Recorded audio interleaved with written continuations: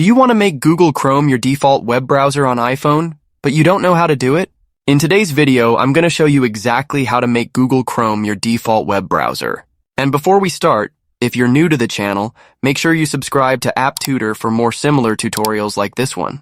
So let's first open the settings on our iPhone, then navigate over to the General section right here.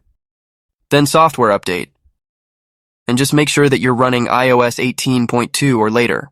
Currently, iOS 18.2 is the latest public software update from Apple, and this update gives us an option to set default apps for our phone, messaging, as well as our web browser. So just make sure you're on iOS 18.2 or later in order to get this feature.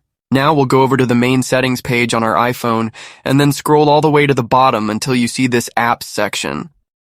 Click here, and then you'll get to this new page where you're going to see this new default apps button. Let's tap on this button and then you'll see these kinds of options. We will be able to change the default applications for our messages, for calling, for our email, but let's tap on the web browser right here. You can see that it's currently set to Safari, but I'm going to select Google Chrome, and once this is selected, Google Chrome is going to become my default iPhone web browser. Setting Google Chrome as the default web browser on your iPhone means that any links you open from emails, messages, or apps will automatically open in Chrome instead of Safari. If you have any questions, make sure to leave them in the comments down below, and I'll see you in the next video.